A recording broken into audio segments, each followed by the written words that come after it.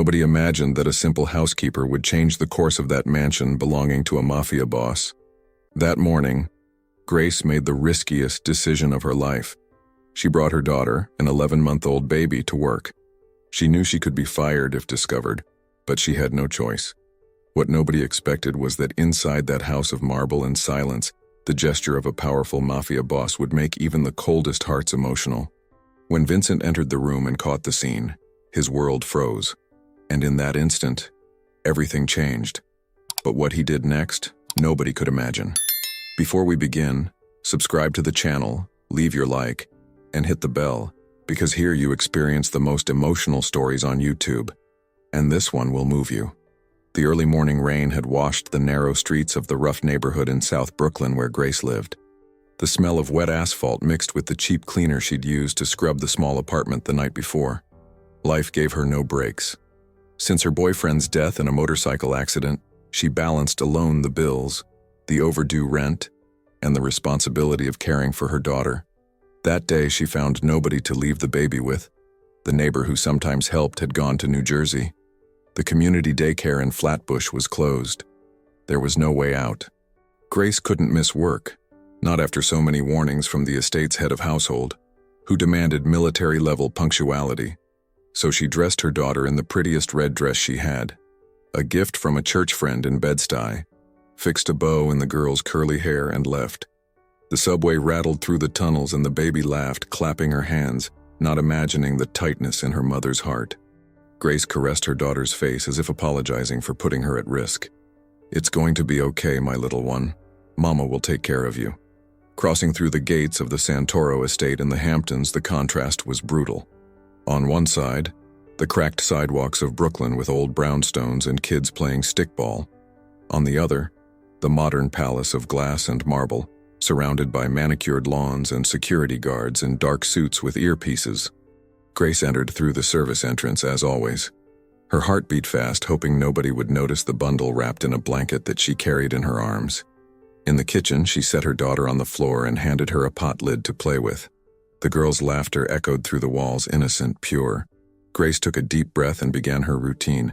Bucket, mop, cloth. The smell of pine sol filled the environment. She just didn't know that at that very moment, Vincent was on his way to the living room. The mafia boss had canceled important meetings in Manhattan that morning. He didn't tell anyone, but the truth was that loneliness weighed on him. He lived surrounded by soldiers, associates, business partners, but nobody really saw the man behind the three-piece suit. After his wife's death years before, he'd worn armor of ice. He became more ruthless in the family business, more demanding at home, colder with everyone. Vincent entered the main room without announcing his presence, and it was then that he saw. The baby was sitting on the white marble floor, red dress contrasting with the cold stone of the house, laughing alone while trying to reach the improvised toy that Grace waved to distract her. It was a simple scene, but of such unexpected beauty that the mafia boss stopped in the doorway, unable to continue. For an instant, there were no deals with the families, no sit-downs, no collections, just that crystalline laughter, a sound he hadn't heard in years inside that mansion. Grace noticed his presence too late. She turned and found the boss staring fixedly. Her face went pale. "Mr. Santoro, I apologize," she stammered, pulling her daughter into her arms with trembling hands. "I had nobody to leave her with today, but I needed to come. I promise it won't happen again." She prepared to hear an explosion. She knew his reputation, a man who never accepted excuses, who didn't tolerate mistakes, whose word was law in certain circles of New York. But instead of a shout, she heard something she didn't expect, the sound of an Armani jacket being removed. Vincent left the expensive piece on the leather armchair and slowly knelt on the Persian rug, getting to the baby's height.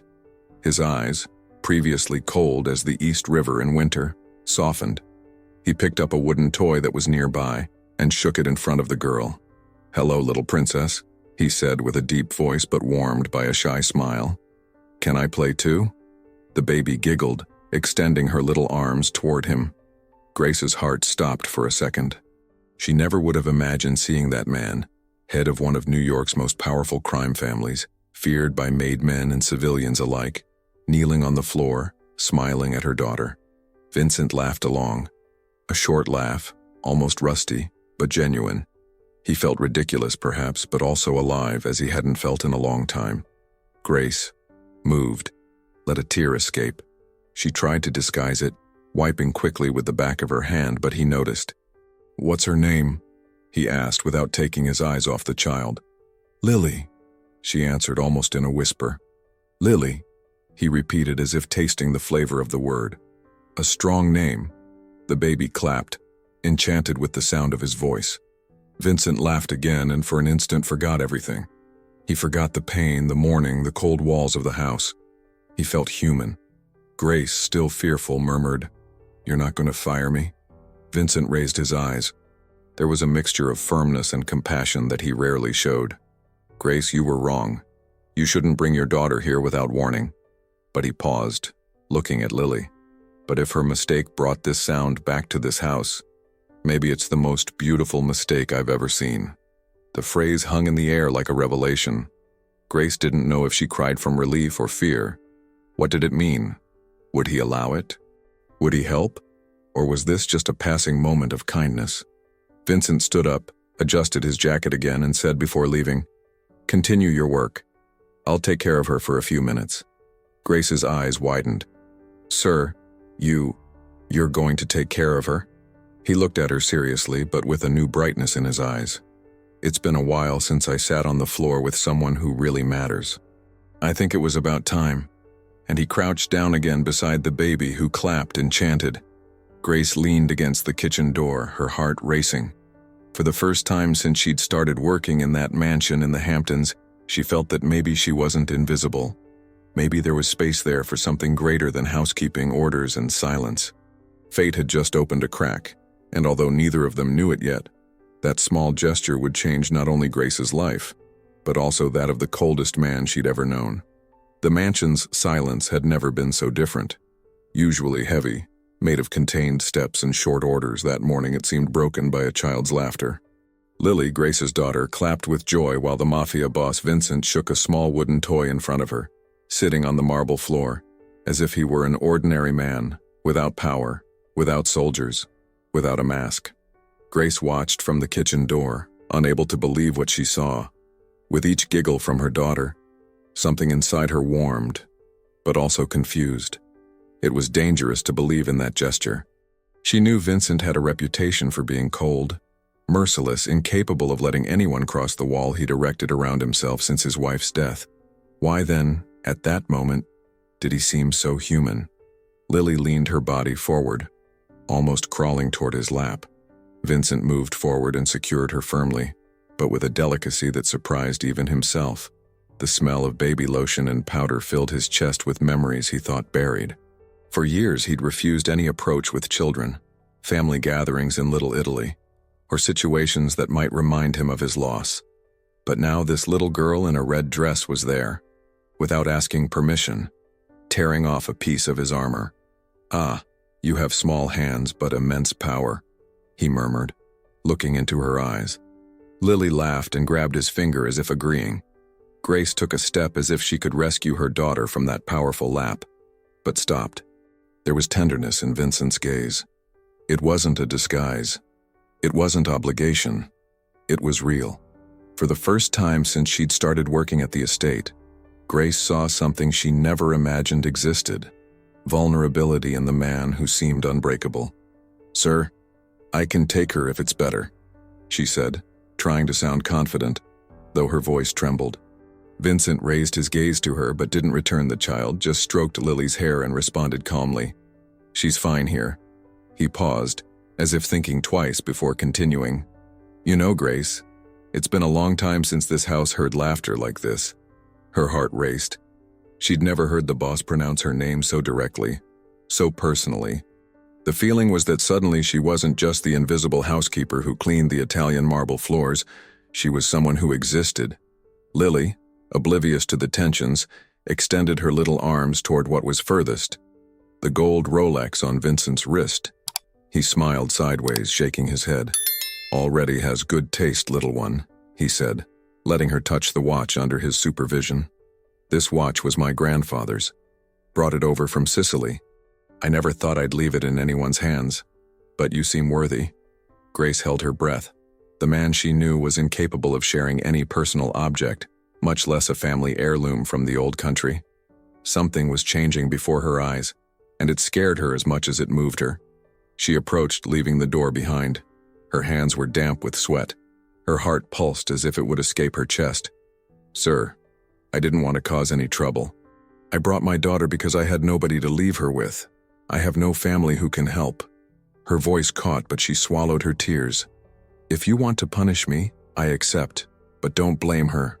Vincent raised his eyebrows, analyzing her like a puzzle. Lily, in his lap, played with the gold chain around his neck. The Mafia boss laughed low, an unexpected sound even for himself. "Punish you?" He shook his head. "Grace, I've punished this house with silence and coldness for too long. Maybe the bigger mistake was mine." The words hit her chest like thunder. The boss seemed to be talking to himself, but each syllable was also for her. Time ran slowly in the following minutes.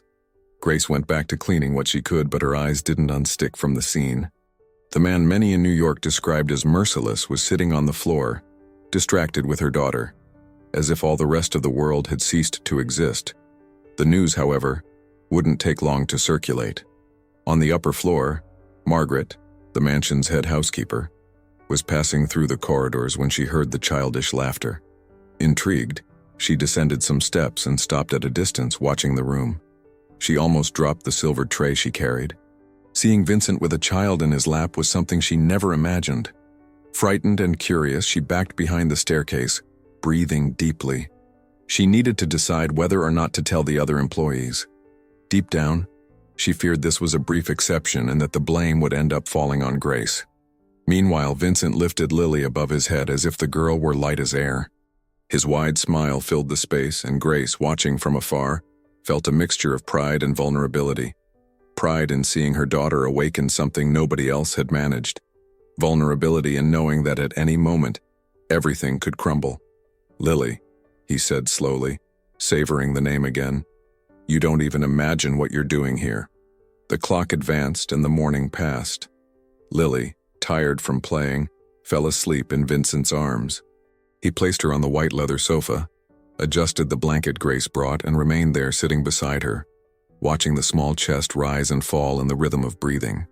Grace, unable to help herself, approached, fixed her daughter's bangs with affection, and then quickly stepped away, afraid of invading that moment too much. Vincent didn't look away from the baby but spoke softly. "She trusts you, even without understanding the world. That kind of trust is rare." Grace, surprised, answered almost in a whisper, "It's all I have to give her. Trust and love." Vincent closed his eyes for an instant. He thought of his deceased wife, Elena, the empty nights, the conversations interrupted by death. He thought of how many times he'd pushed people away, believing it would be easier to deal with loneliness in his world.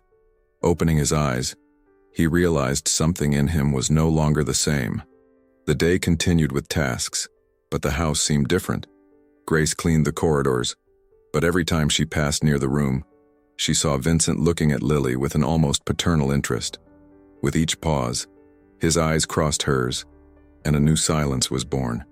Not the heavy silence from before, but a silence that said more than any words. At lunchtime, Margaret appeared in the kitchen with a serious expression.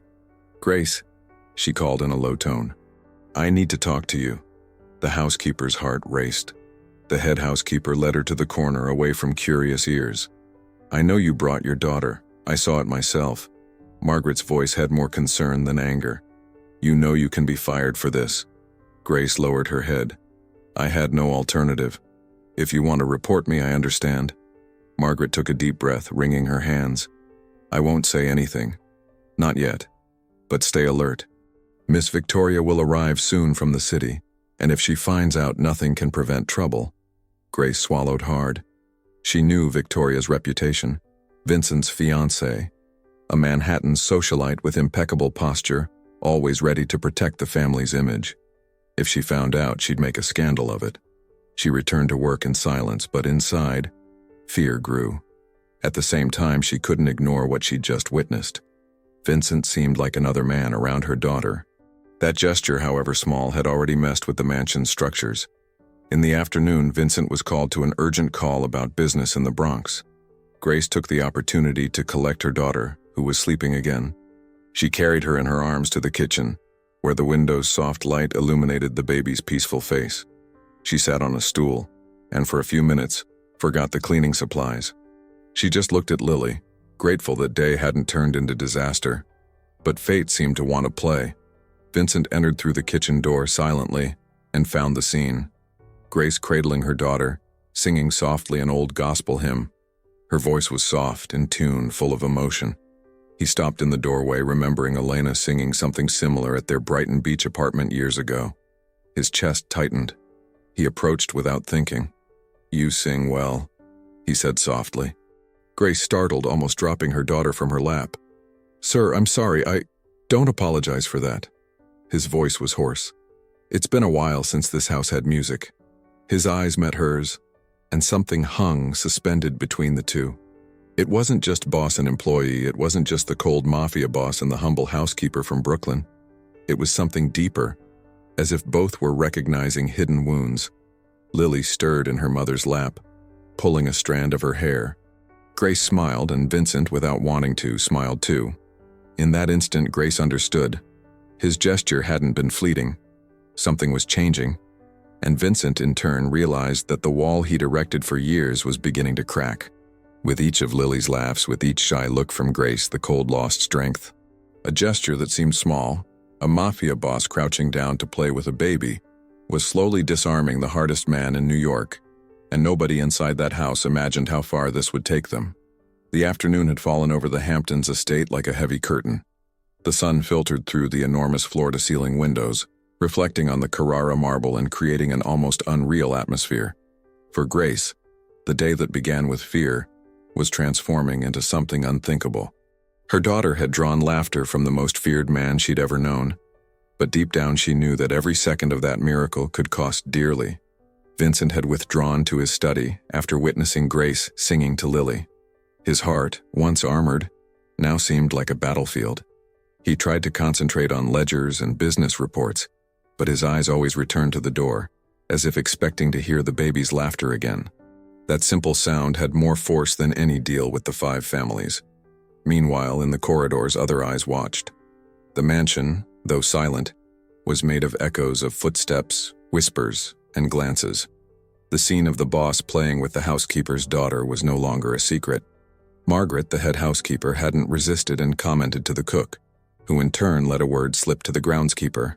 In a short time, every employee had their version of the story. Some spoke of tenderness, others of weakness. In Grace's heart, fear grew. At any moment, this could reach the wrong ears. And it did. Early in the evening, Victoria crossed through the main gate in her Louboutin, striking firmly on the marble. The sound was like an announcement of storm. Elegant, as always, she wore an impeccable Chanel suit and carried on her face the expression of someone who's always calculating angles. For her, everything was strategy. The engagement to Vincent, the charity galas at the Met, the way Page 6 covered her. Nothing could escape her control. "Good evening, Margaret," she said, handing her Hermes bag to the head housekeeper as if handing over something beneath her. "Where's Vincent?" "In the study, Miss Victoria," Margaret answered, trying to hide the tension in her voice. "Perfect, I'm going there." Victoria fixed her highlighted blonde hair, pulled back in a sleek ponytail. "Oh, and have them prepare Earl Grey tea." This day was insufferable. Margaret obeyed but knew the night wouldn't be calm. The rumor running through the mansion would inevitably reach the boss's fiancé's ears, and the target would be one: Grace. Grace, meanwhile, was in the kitchen putting away dishes after the staff's dinner. Lily slept in an improvised setup with blankets in a corner. The girl's peaceful face was the only peace remaining. Grace delicately ran her fingers through her daughter's hair, feeling the weight of the world on her shoulders. She didn't hear Victoria's Louboutins until it was too late.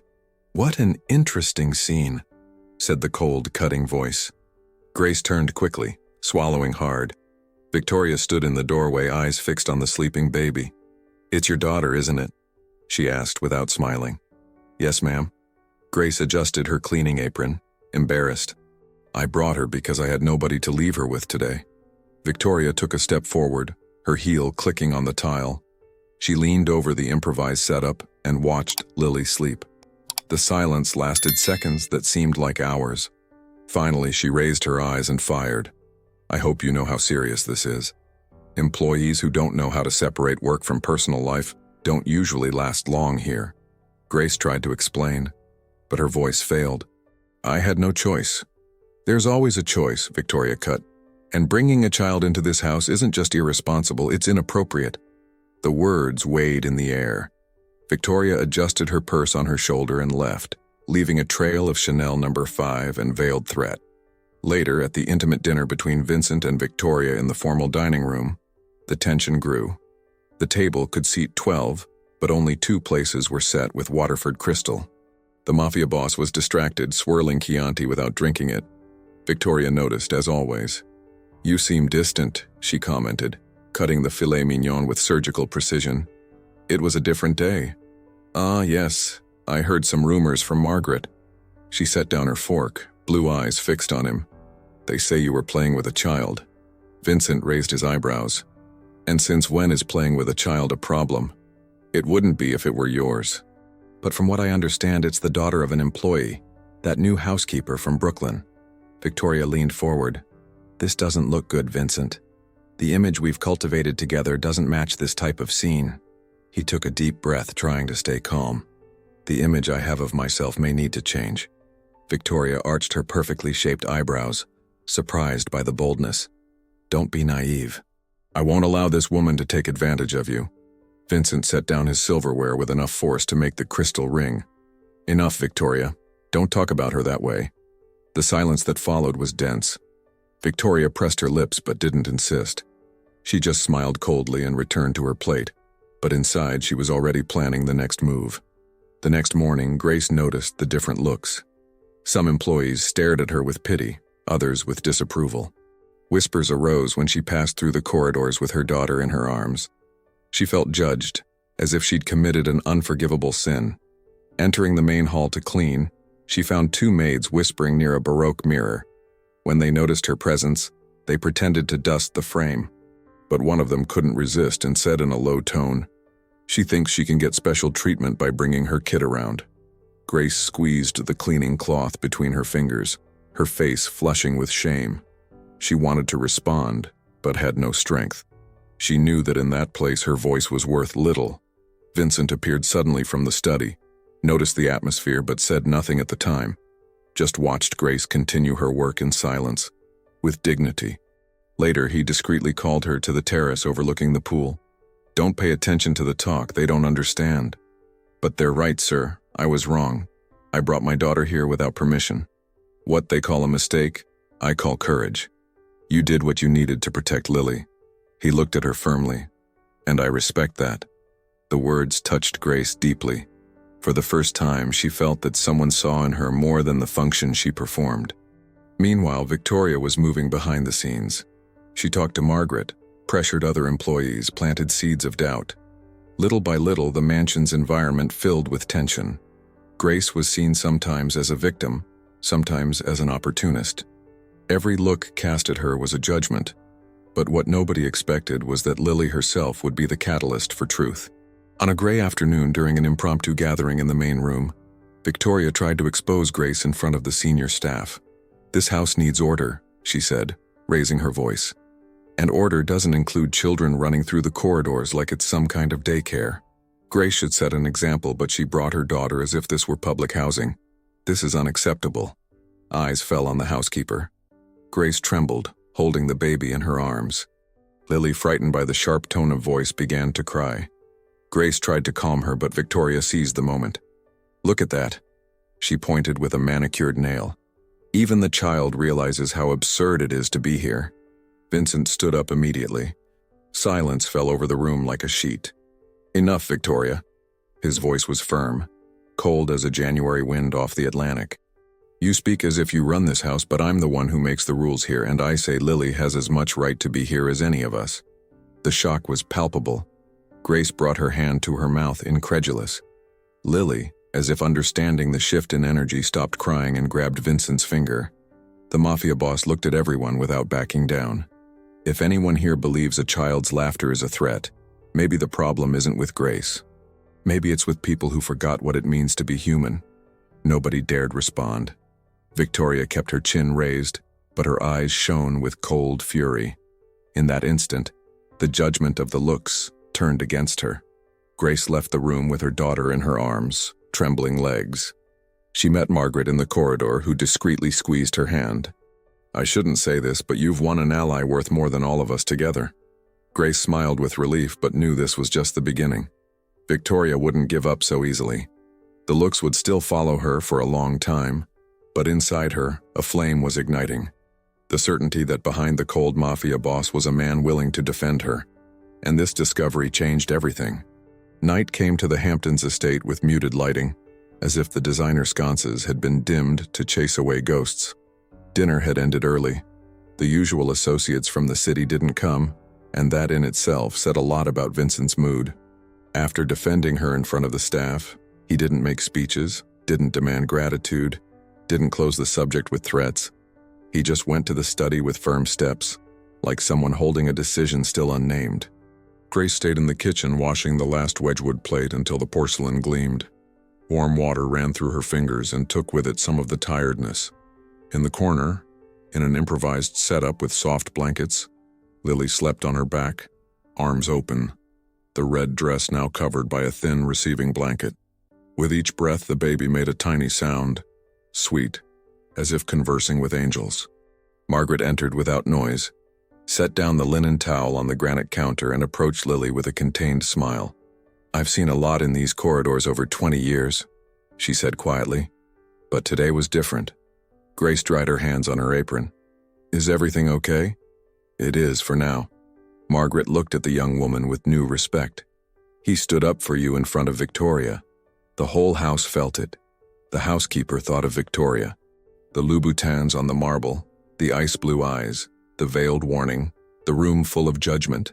Lily's tiny finger grabbing Vincent's hand as if choosing a side without understanding the war. "I don't want problems," she said. "I just want to work and take care of my daughter." "I know." Margaret lightly touched her shoulder. "Be careful. The kitchen is where everything in this house begins and ends.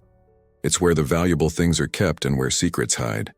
When Margaret left, Grace was alone with her daughter's breathing and the soft hum of the sub-zero refrigerator.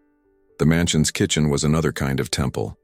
Islands of honed Calicut marble, custom Italian cabinetry, Le Creuset cookware hanging from pot racks, French doors that opened to the herb garden and let in the Atlantic breeze. There was a mixture of luxury and longing in that space, as if someone before her had poured love into it and suddenly vanished. Grace turned on the double oven to warm the space and found comfort in the gentle heat. On a high shelf behind the vintage Murano glassware, she found a wooden recipe box painted with wildflowers. The brass clasp was tarnished. Opening it, she found index cards in protective sleeves, the edges yellowed by time. She took out the first stack tied with gross-grain ribbon. The title in elegant script read, "Elena's Kitchen." Elena. The name cut through the air. Elena, the wife Vincent had lost, the woman nobody spoke about openly, but who lived in the way certain rooms stayed locked and in the silence that hung in the east wing. Grace carefully handled the cards. There were recipes in flowing handwriting, challah bread for difficult mornings, Italian wedding soup for endless nights, lemon pound cake for rainy days. On several cards, small notes in the margins. Vincent likes extra lemon zest. Add rosemary when the world feels hard. Serve with Sinatra playing low. She felt her eyes sting. The scent of rosemary, though absent, seemed to rise from the ink. She set the recipe box on the counter, looked at Lily, and on impulse gathered ingredients. King Arthur flour, farm eggs, whole milk, vanilla, butter from the local dairy. All in quiet movements so as not to wake the baby. The kitchen gained another rhythm. Measure, sift, fold, taste. A ritual her grandmother had taught her in a cramped apartment in Bed-Stuy with peeling linoleum. When words run out, sugar and butter say what needs saying. She poured the batter into a bundt pan and slid it into the oven. The air began to fill with that aroma that embraces. Without realizing it, she smiled. Elena's cards lay open on the counter, one where it read, "This cake heals silences." especially those that live between two hearts. Interesting, said a deep masculine voice nearby. Grace turned, her heart jumping. Vincent was leaning against the doorframe, sleeves of his white dress shirt rolled to the elbows, tie gone, as he rarely allowed himself to appear. The man from Fortune magazine covers, always impeccable in Tom Ford, was there slightly undone and more real than in any photograph. I woke up thinking I was dreaming about vanilla and lemon, he continued in his Queens-inflected baritone. But it was just the house remembering it was once alive. Grace thought about closing the recipe box. She felt she was trespassing on something sacred, but he'd already seen the name. I found this box up there, she said, gesturing to the shelf behind the Waterford. It had Mrs. Elena's recipes. Vincent approached slowly, touched the painted lid with his fingertips. It wasn't a proprietary touch. It was the touch of someone handling a photograph for the first time in years. She wrote to herself, he murmured, as if each recipe were a form of prayer. They stood side by side, reading the notes. The KitchenAid hummed, Lily slept, and the Williams-Sonoma copper pots gleamed under the pendant lights. Vincent turned a card and stopped at another note.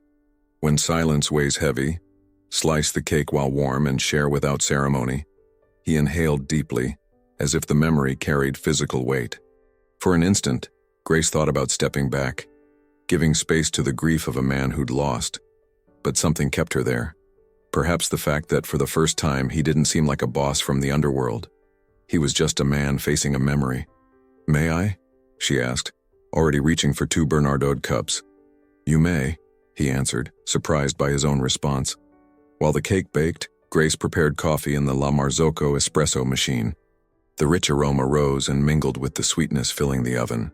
Vincent sat on one of the leather-topped bar stools beside the island. The position left him at eye level with her, and that detail shifted the room's energy. The distance between worlds decreased by degrees. "Margaret told me you were singing in here," he commented with an almost shy half-smile. "I don't remember the last time I heard music in this house." "My mama sang like that when Con Ed threatened to cut the power," Grace said, opening a drawer for linen napkins. "She said music guards the door so fear can't get in." "Your mother sounds wise." She was. She cleaned offices in Midtown for people who never learned her name. She believed what we do with our hands changes what we feel inside. He looked at Grace's hands. There were marks from hot water, Lysol, small cuts nearly healed. Hands of someone who works. Hands that also comfort. It was brief, but his gaze lingered a second longer than professional distance allows. "And Lily's father?" he asked softly, in a tone that wasn't interrogation, just human. "He died on a Saturday in August," she answered, looking toward the darkened window. "Motorcycle accident on the BQE. I was 4 months pregnant. He rode too fast for a burro that moves slow.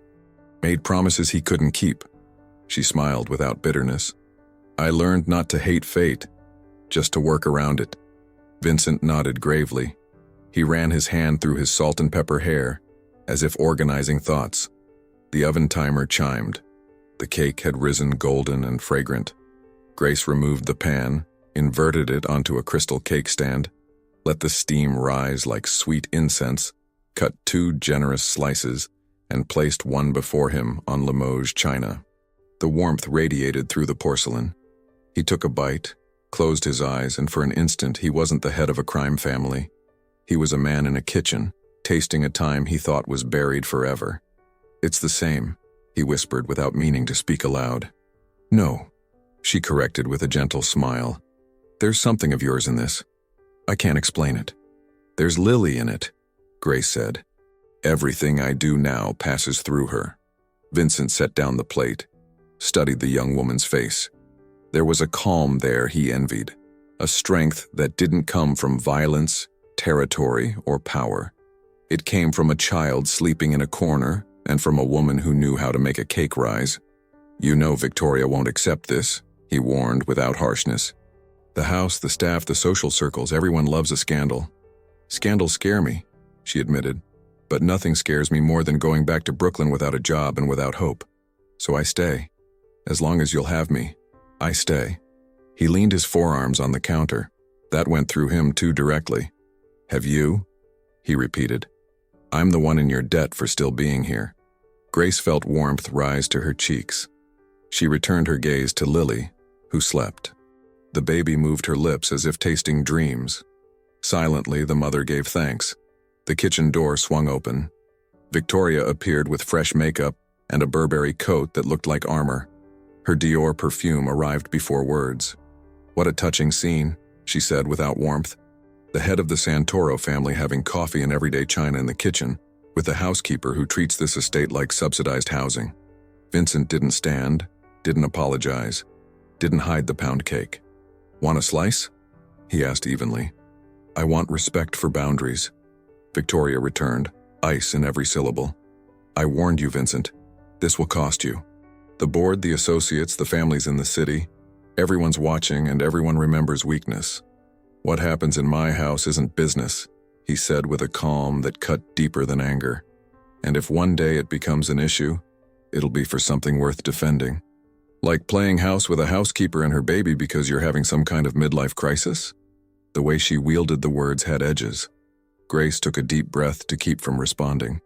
She knew if she opened her mouth in that moment, years of swallowed indignities would pour out. Doors slammed in her face, promises broken, jobs lost because she asked for one day off when Lily was sick, the terror of seeing her daughter hungry with no way to feed her. She stayed silent. It took everything, but she stayed silent. Vincent met Victoria's gaze, and something in that invisible line between them severed. "Don't speak that way," he said quietly.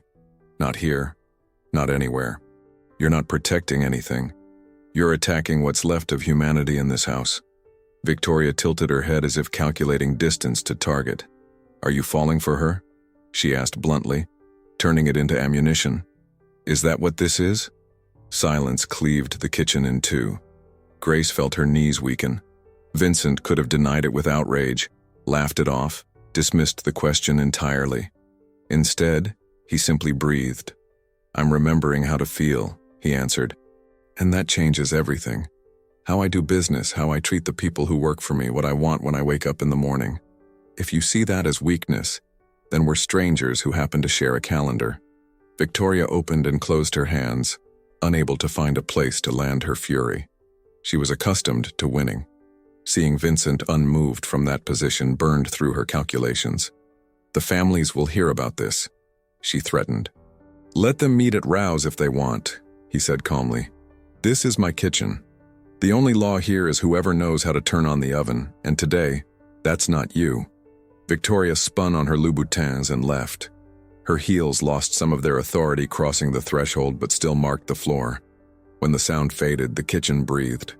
Lily continued sleeping, her small chest rising and falling, oblivious to earthquakes. Grace leaned against the wolf range, heart pounding. Vincent cut another piece of cake, divided it in half, and offered it to her. Eating there in that instant felt like signing a treaty. "The kitchen holds a house together," he said quietly. "I'd forgotten. The kitchen stores what matters and heals what medicine can't touch," she responded with the steady voice of someone who learned survival young. "Stay," he said simply, like saying, "sit." Not as a favor, not out of pity. "Stay because this house needs you and Lily, and because if I ever have a daughter, I'd want her to know women like you." Grace's brow furrowed, confused. "Your daughter?" He caught himself and corrected without hurry. "If I ever have a daughter, I'd want her to grow up around women like you." The color that rose to her face answered without words. The future was still distant, uncertain, beyond her means, but through a crack, it entered. Grace pulled a stool, sat beside him, and talked about Flatbush where she lived. The neighbor in Crown Heights who sometimes watched Lily. The B-44 bus that runs late when it rains. The community center daycare that closes when they can't afford staff. Vincent listened like someone taking notes for action, not profit. From time to time, he asked simple questions rooted in life, not ledgers. What does Lily eat best? Does she like warm baths? Do you have enough heat in winter? She told him she'd learned baby development exercises watching YouTube on a cracked iPhone. She demonstrated with her fingers how she taught her daughter to clap, stick out her tongue, blow kisses. He asked her to repeat it. Learned there in minutes how to purse his lips and blow like extinguishing a candle. Both laughed when Lily, waking slowly, imitated the motion without opening her eyes. "See?" Grace said proudly. She's a fast learner. Good teachers make fast students, he responded. Lily woke sideways, big eyes, a happy sound escaping her mouth. She stretched her arms. Grace lifted her, and the girl, still drowsy, rested her head on her mother's shoulder. Vincent gestured, asking permission to hold her. The baby went to his arms as if she'd known the way her whole short life. "Hey, sweetheart," he said, touching the tip of her nose with his index finger. "Today we had cake and won a battle in the kitchen. Not bad for a Tuesday." Lily grabbed his finger, laughed soundlessly, and the whole world became small enough to fit on that marble island. Margaret returned, saw the scene, and backed away to preserve the moment. Still, she left a message floating. "Tomorrow morning the landscapers come. The front garden's being replanted. You requested it, sir."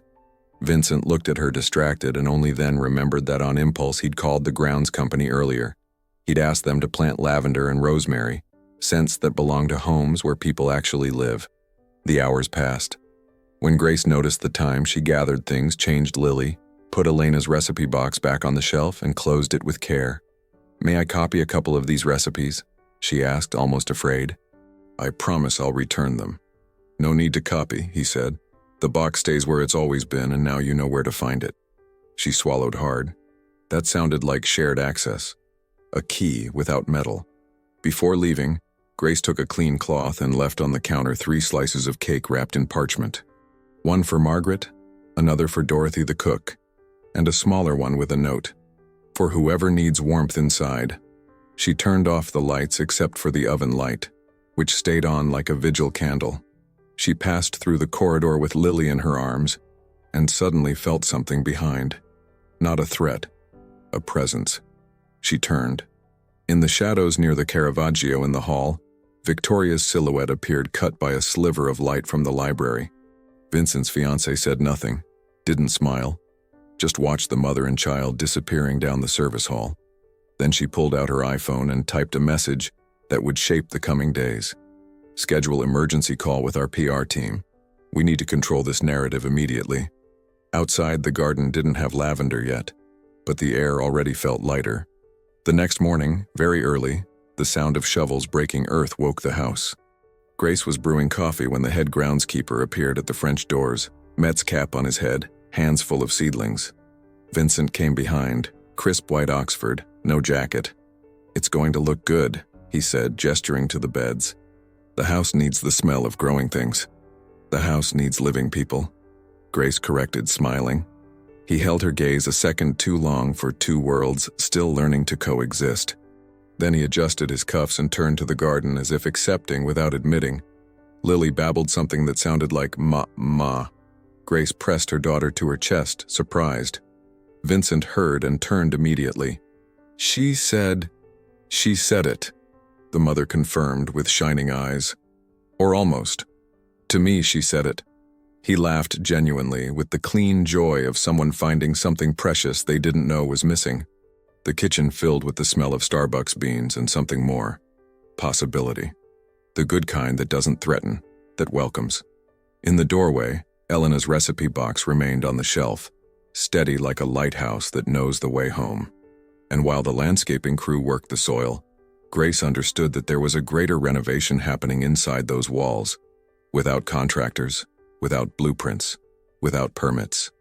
A renovation born in the kitchen, moves through corridors, opens windows, changes voices. From the top of the curved staircase, someone photographed the scene with an iPhone. The Mafia boss in shirt sleeves with soil on his hands.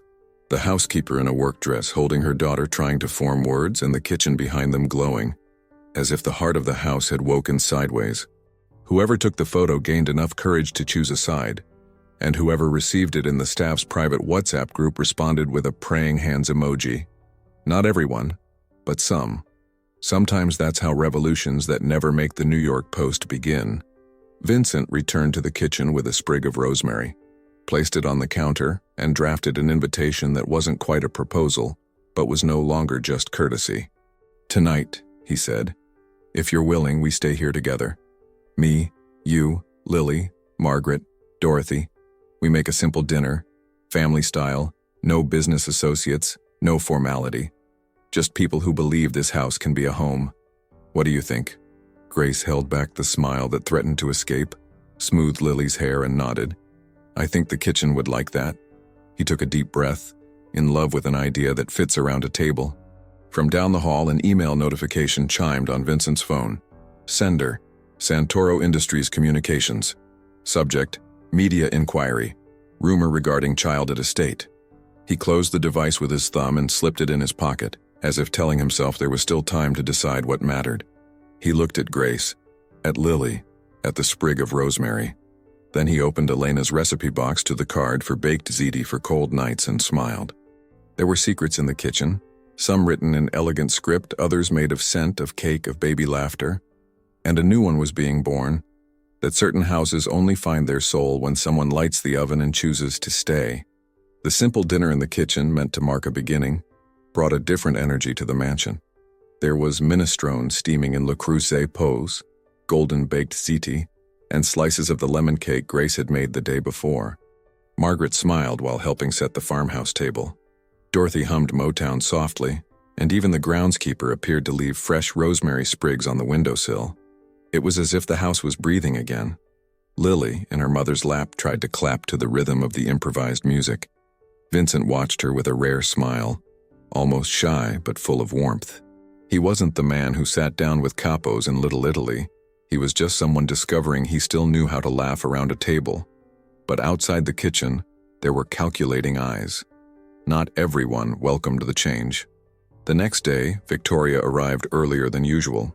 Her Louboutins echoed through the corridors like gavels. She carried in her arms a luxurious arrangement of white orchids from a Madison Avenue florist, and on her face the impeccable expression of control. When she saw the table still bearing traces of the previous night's dinner, mismatched plates, linen napkins folded hastily, the lingering smell of rosemary, she pursed her lips as if confronting an insult. "Margaret," she called sharply, "I want to know who authorized this informality." The head housekeeper, accustomed to the icy commands, took a breath before responding. "It was Mr. Santoro who requested it, Miss Victoria." Victoria stopped. For an instant, her ice-blue eyes flashed with disbelief. "He did?" she repeated with a brittle laugh. "It's obvious someone is influencing him inappropriately." Margaret didn't respond. She knew any word could be used against Grace. Meanwhile, Grace was mopping the hallway floor with Lily sleeping in a portable playpen beside her. She felt grateful for the previous night's warmth, but gratitude came wrapped in persistent dread. With each stroke of the mop, she imagined what Victoria was capable of orchestrating. It didn't take long. "There you are." The cutting voice sounded behind her. Grace stood quickly, wiping sweat from her forehead with the back of her hand. "Good morning, Miss Victoria." Victoria approached slowly, eyes on the sleeping baby. "This isn't a daycare, Grace."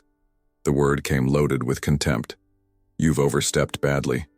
I just don't have anywhere to leave her, but I guarantee she doesn't interfere with my work. What interferes is your presence." Victoria leaned closer. The Dior perfume invaded the space like a chemical weapon. "And I'm going to prove you don't belong anywhere near this family." Grace felt her stomach drop.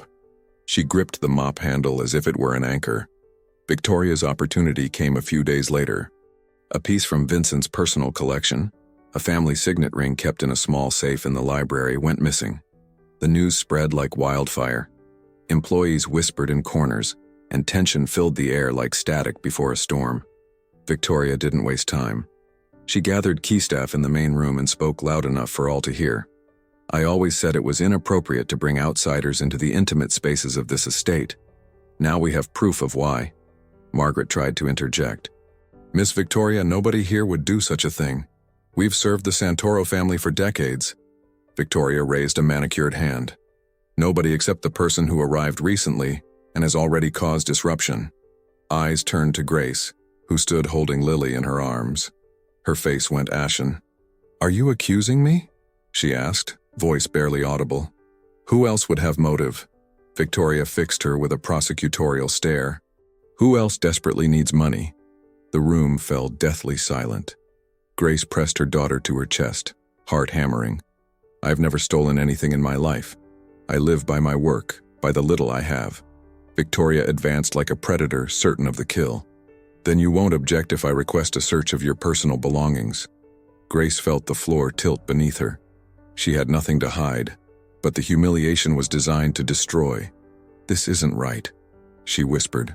"Vincent." His voice cut through the room like a blade.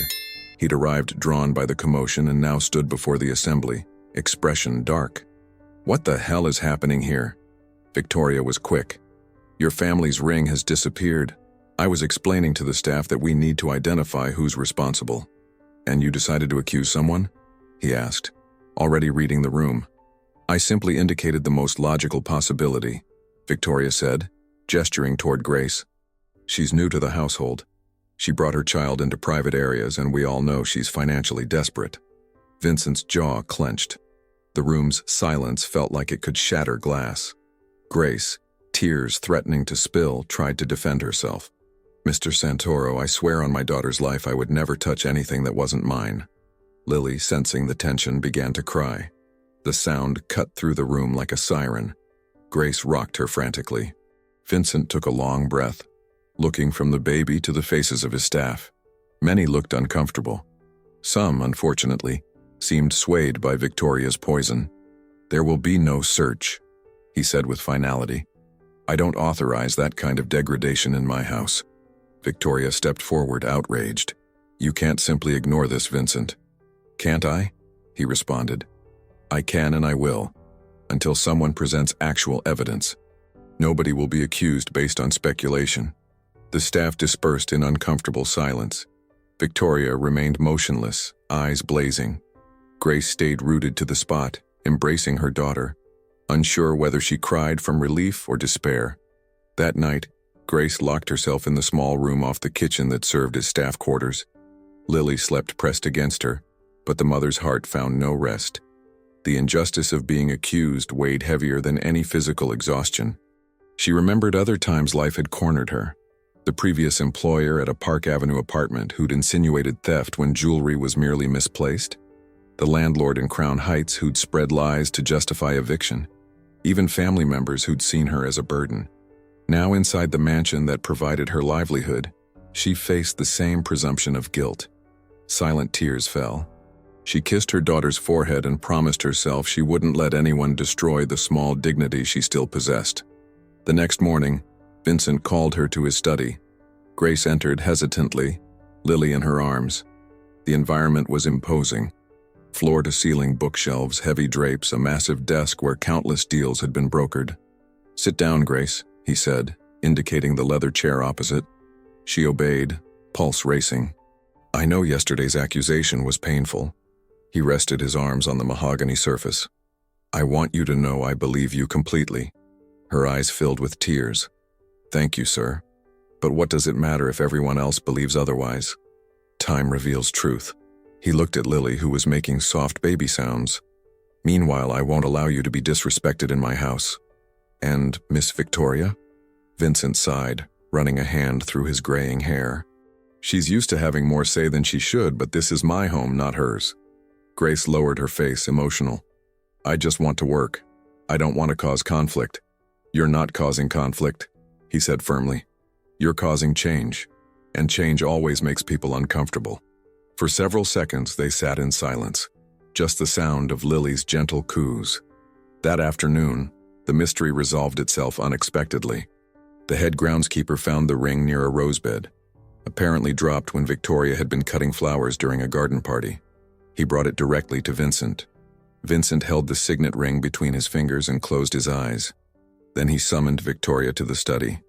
"The ring was found in the garden," he said, showing her the piece. "Want to explain how it got there?" Victoria faltered for a second, but quickly recovered her composure. "It must have fallen from my jacket pocket when I was selecting arrangements, but that doesn't change the fact that your housekeeper represents a risk to this household." "What changed," he said with cold precision, "is that you accused an innocent woman in front of my entire staff. That doesn't just disappear." Victoria clenched her fists but didn't respond. She simply left the study, spine rigid. Grace learned of the discovery from Margaret's hands. Her body trembled with relief, but also sadness. There was no victory in proving innocence when the wound had already been opened. That night, she returned to the kitchen to clean. Lily crawled on the floor, laughing at pot lids that clanged like improvised cymbals. Grace watched her daughter and thought that childhood should be only this: simple laughter, cheap metal sounds, small hands discovering the world. Vincent entered without announcement, sat on the high stool, watched the scene in silence, then said, "You don't need to defend yourself anymore. You're cleared of any suspicion." Grace raised her eyes, emotional. "The problem is people always remember the accusation." "I'll remember the opposite," he said. "I'll remember that even when accused, you stood tall." The words arrived like medicine. Grace smiled tentatively, and Lily clapped as if celebrating truth. Vincent looked at the child, then at the mother. There was a strength there that no lie could topple, and for the first time in many years, he felt he was in the presence of something more valuable than any inheritance. The mansion, however, wouldn't settle so easily. Victoria wasn't the type to retreat after a defeat. In the corridors, she was already planning new ways to drive Grace and her daughter out. But the unjust accusation had generated a consequence she hadn't foreseen. It had brought the Mafia boss and the housekeeper even closer together, and that closeness was something not everyone was prepared to witness. Morning entered the kitchen in golden ribbons, cutting through the steam from the coffee. The rosemary on the windowsill leaned into the breeze as if greeting whoever arrived first. The house had passed the night quietly, but it wasn't the old silence of marble and glass. It was different, fuller, almost warm. Vincent came from outside with sleeves rolled and soil under his nails. He carried a sprig of lavender he'd cut carefully from the newly planted bed. "The garden's taking root," he said, laying the sprig on the counter. "The house already smells like home." Grace smiled without hiding her surprise at seeing him so early and so unguarded. "The kitchen approves," she responded. "The scent will get into the dish towels, the bread, Lily's blankets." He approached the portable crib, lowered his face, and watched the girl sleep. Lily's mouth moved slowly, in a gesture that seemed to rehearse words. He lightly touched her hair, like someone afraid to wake a world. "Yesterday I almost lost it," he murmured, eyes still on the baby. "Almost went back to what I always did. Yelling, shutting everyone down, driving too fast until the engine convinced me I was right. Almost." "But you didn't," said Grace, removing bread from the oven. "And that changes everything." He sat, still watching Elena's daughter. Grace's daughter. The word "changes" filled his ears like hammer and music simultaneously. "I spent years being the last person to arrive at my own feelings," he confessed. "Yesterday, when I saw you in that room trying to speak and nobody listening to you, I saw myself standing at Elena's casket, pretending I could handle it. I couldn't. I just chose not to tell anyone." Grace set the warm bread on the cutting board. She didn't say, "I'm sorry." What she said was, "Sit down." He obeyed. The chair creaked, different from anything he controlled. Grace placed a slice of bread on his plate, cut another for herself, and put a third in a small bowl beside the crib, waiting for Lily to wake. "I don't know how to cook pain," Grace continued, knife still in hand. "But I learned it likes hot broth and open windows." "You've always kept the windows closed." "Locked the house with a deadbolt," he admitted. "Kept the key in my pocket for years. This morning I looked for that key and couldn't find it. I think I dropped it somewhere yesterday when I defended you, when I held that little girl." The word "defended" fell between them like a certainty. Grace swallowed and felt something in his face had lowered half an inch. The pride, not the kind that holds your spine straight, but the other kind that builds walls. "Victoria won't stop," she said, more to prepare his heart than from personal fear. "I know." He took a deep breath like someone pulling air from the back of a sealed room. "Today I'm going to talk to her, and whoever else needs to hear it. I'm going to do what I should have done a long time ago. Say what matters inside my house, not with a voice to intimidate, but with a voice to establish truth." Grace assembled Vincent's plate with scrambled eggs, 2 slices of tomato, and a pinch of coarse salt crushed with the knife handle. "First eat," she said. "A man who's going to fight on an empty stomach falls at the first push."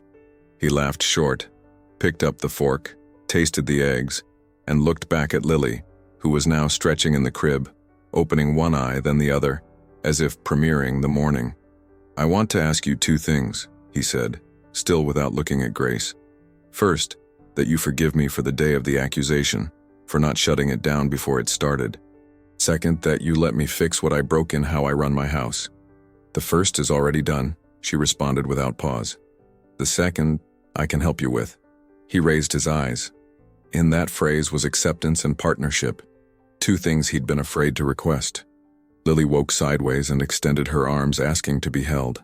Grace lifted her, gave a long kiss to the small neck, and sat beside Vincent so the girl could look at him without effort.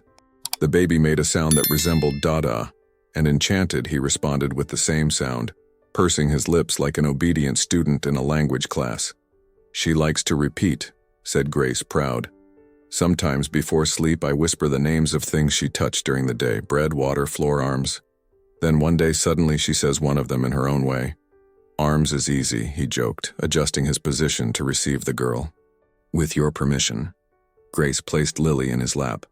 The baby fit her little hand into his shirt pocket and pulled a bit of the monogram, entertained as if discovering a planet.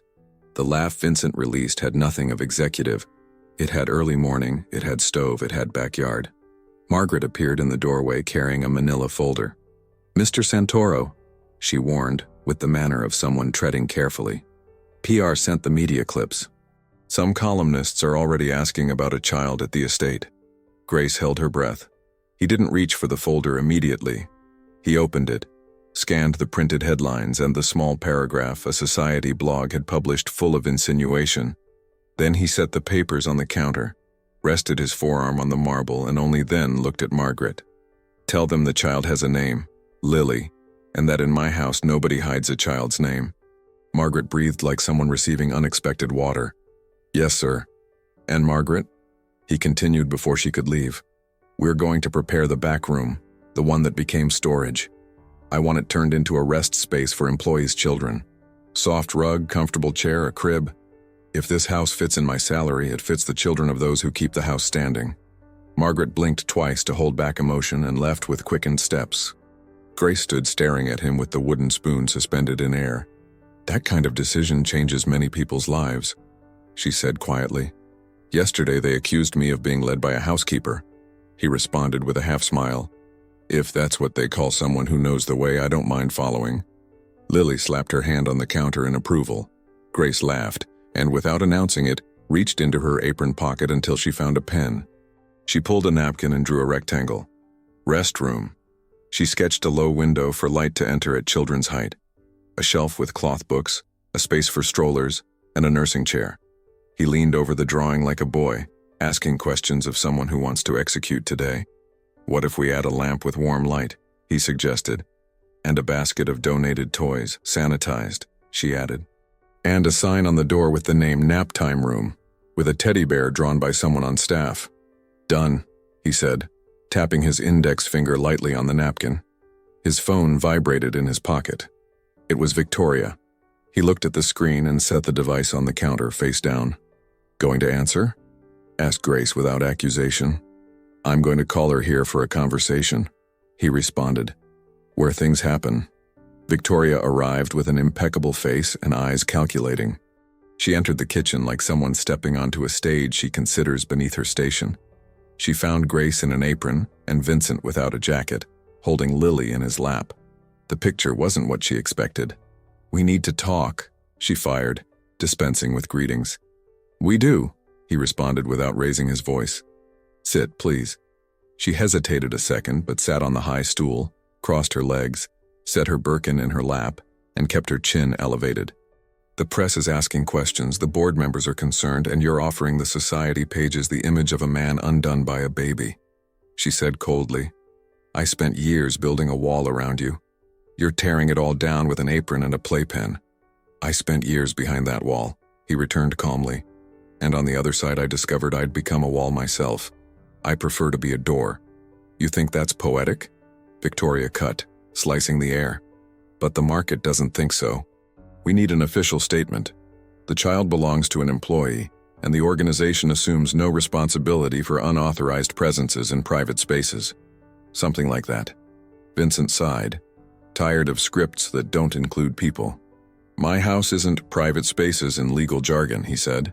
It's where I live, and I live with decisions. First, no employee will be humiliated here. Second, we're opening a space for employees' children. Third, if anyone has a problem with this, there's the door, and it's an honest exit. Victoria gripped her purse until her knuckles whitened. You're choosing the wrong side. I'm choosing my side, he corrected. The side that lets me sleep better and wake up without needing antacids before breakfast. She looked away for an instant, wounded in her pride because he wasn't shouting, wasn't asking permission, wasn't wearing armor. He was just stating truth. That mode of positioning without volume hurt more than any explosion.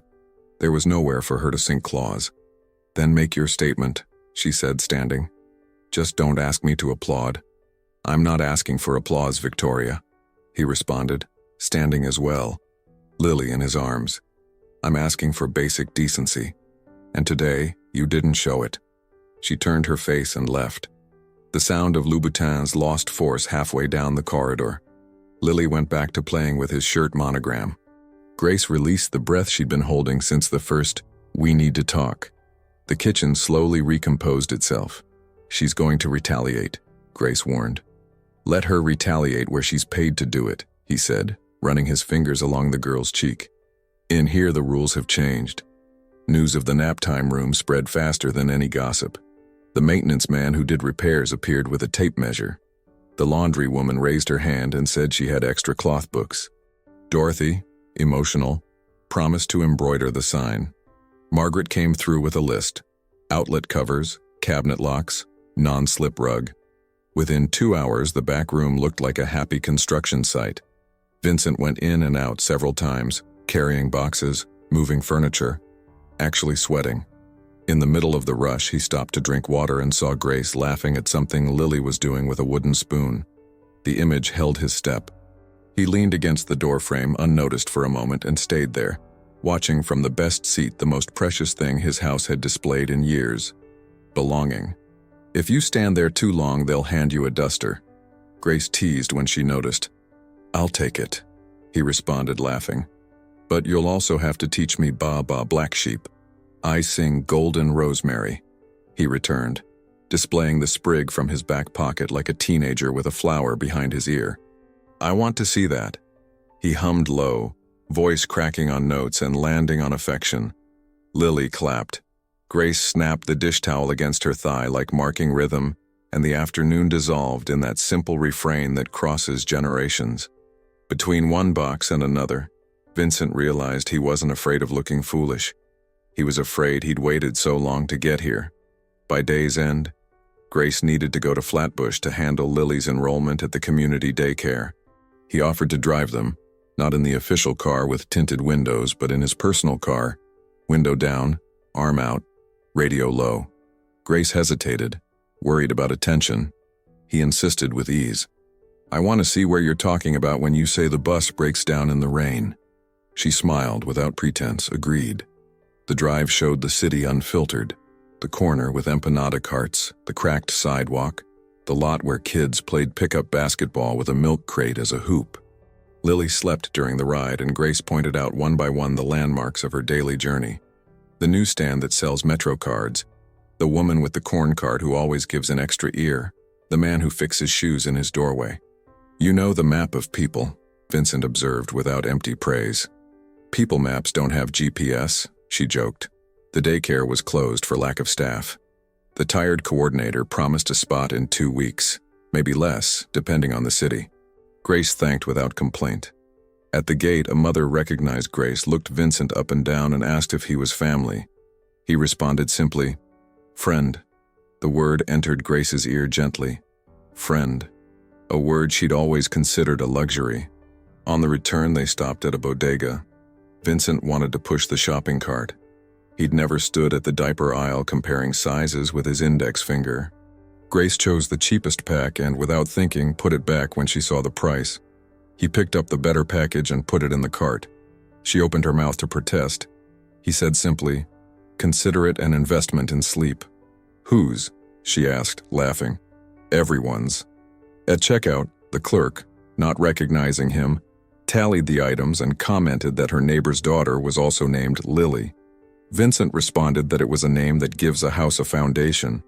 The attendant didn't understand but smiled out of politeness. Grace smiled because she understood. On the drive back, he parked 2 blocks before the estate. "Let's walk," he suggested, pointing to the sunset that had peach color. "I want to enter the house with the smell of the street." They walked in good silence. Lily woke loving the world.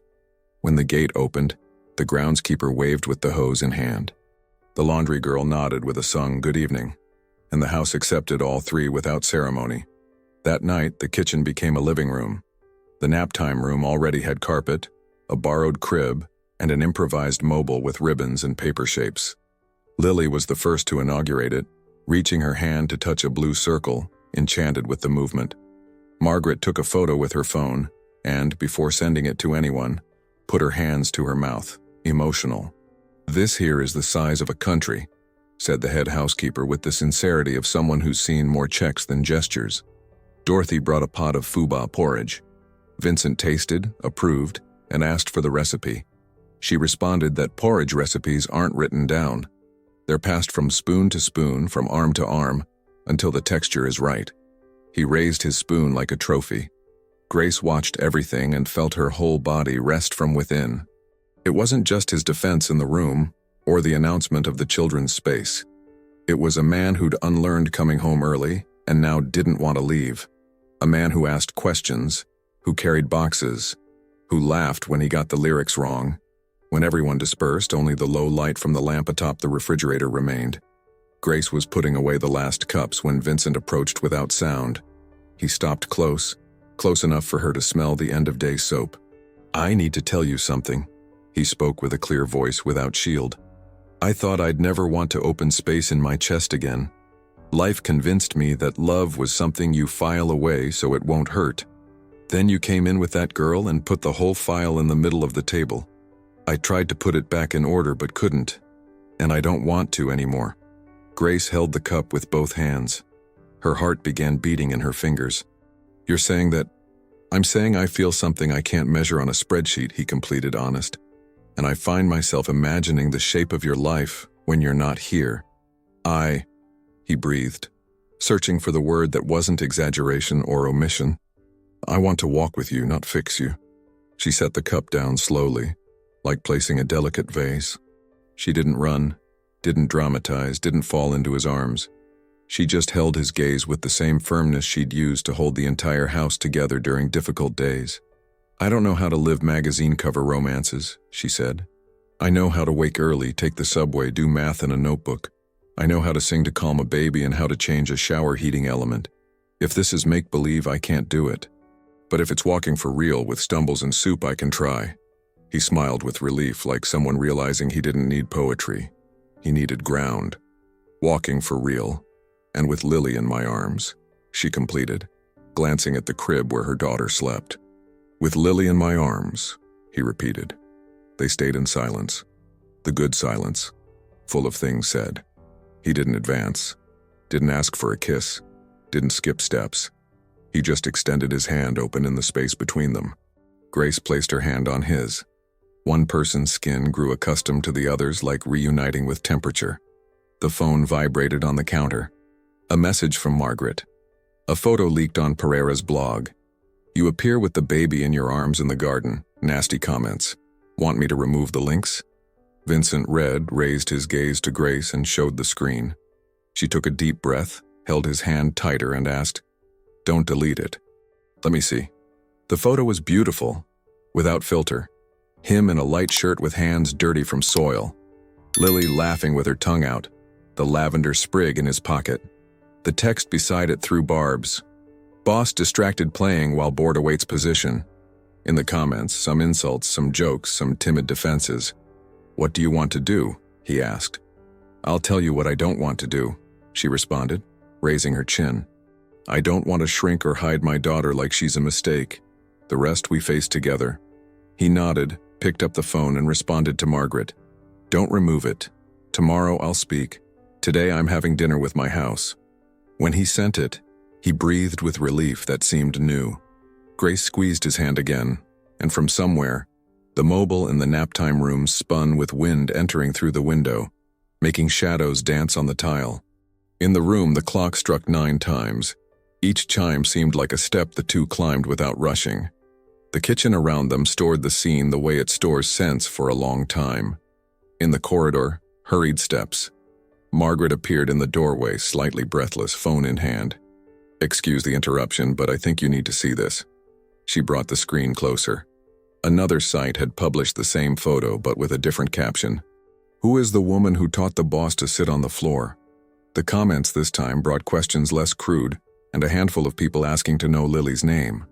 Among them, an anonymous profile wrote, "If he sits on the floor, maybe he'll lift the country." Vincent released a low laugh, incredulous at the wind shift that sometimes happens without planning.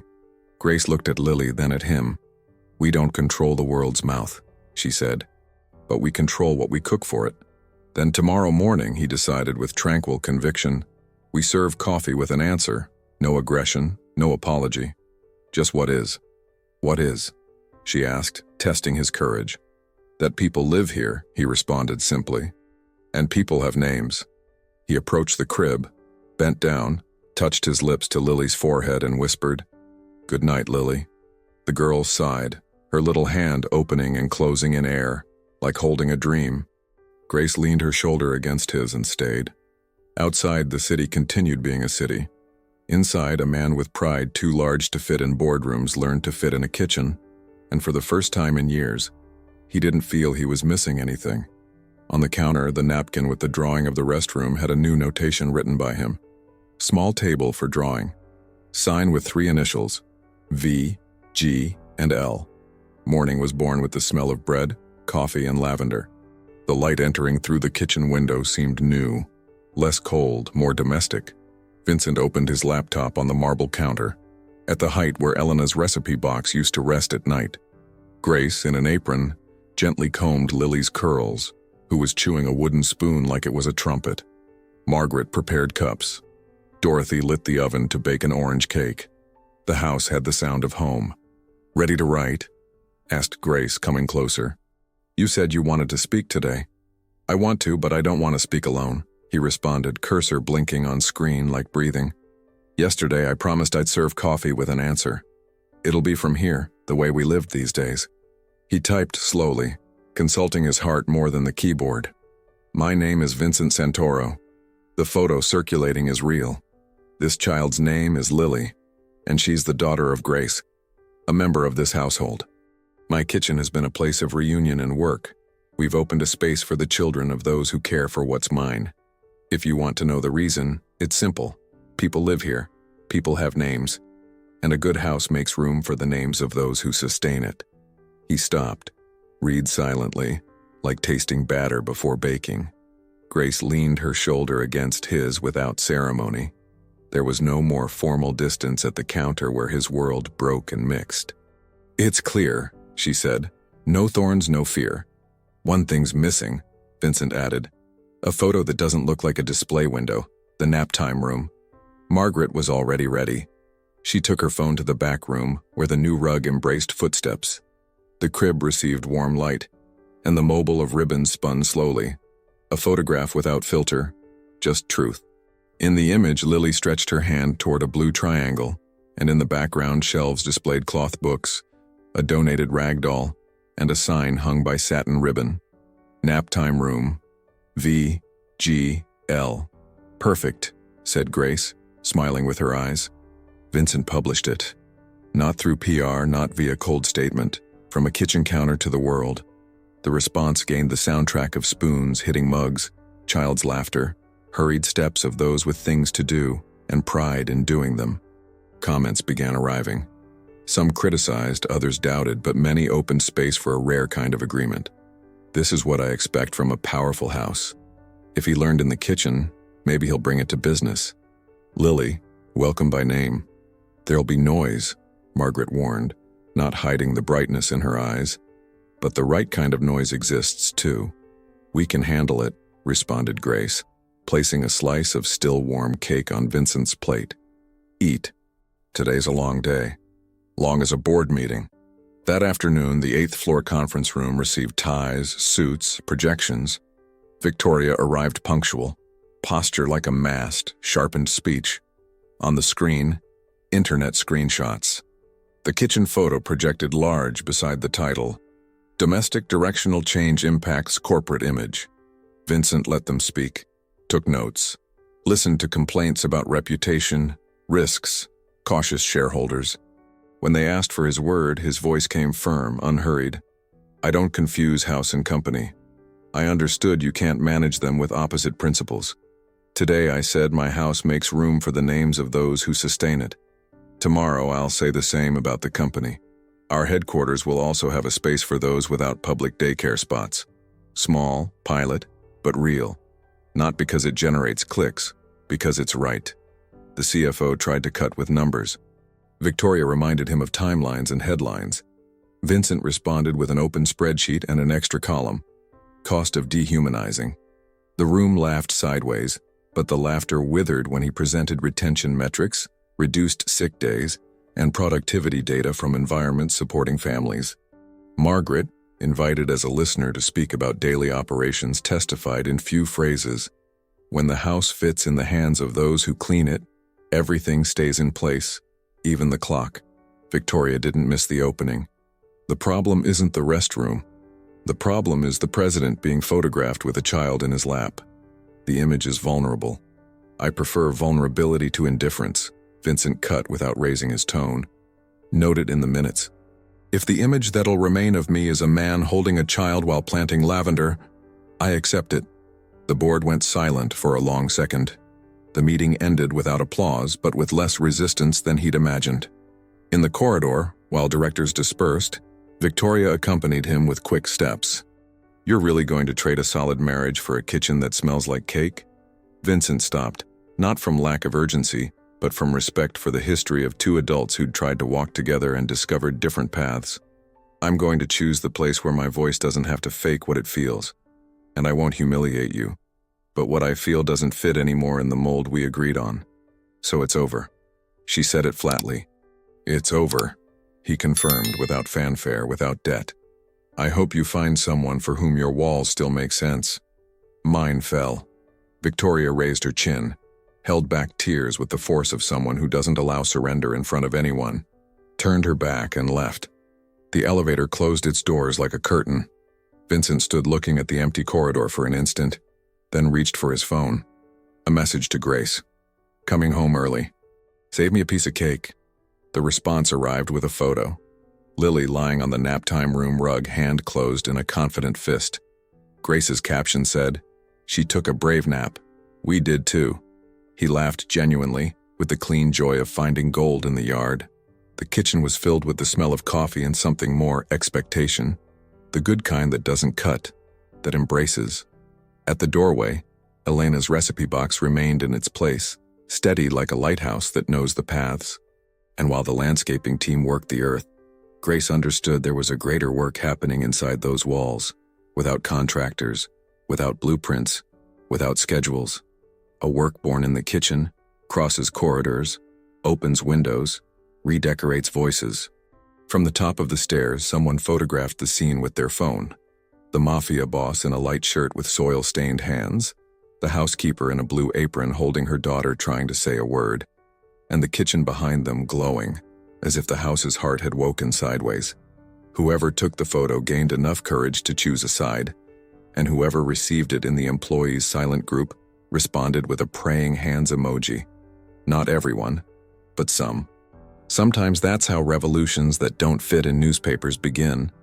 Vincent returned to the kitchen with a rosemary sprig, placed it on the counter, and sketched an invitation that wasn't yet a proposal, but was no longer just kindness. "Tonight," he said, "if you can, we all stay here. Me, you, Lily, Margaret, Dorothy, we make a simple dinner, family thing, no associates, no protocol. Just those who believe this house can be lived in. What do you think?" Grace held back the smile threatening to escape, adjusted Lily's bangs and nodded. "I think the kitchen will be grateful." He took a deep breath, in love with an idea that fits on a table. From the corridor, an email notification on Vincent's phone. Sender, Santoro Industries Communications. Subject, media inquiry. Rumor about child at estate. He closed the device with his thumb and pocketed it as if telling himself there was still time to decide. He looked at Grace, at Lily, at the rosemary sprig. Then he opened Elena's recipe box to the card for baked ziti for cold nights and smiled. There were secrets in the kitchen, some written in blue ink, others made of scent, cake, baby laughter. and a new one was being born there, that certain houses only find their soul when someone turns on the oven and chooses to stay.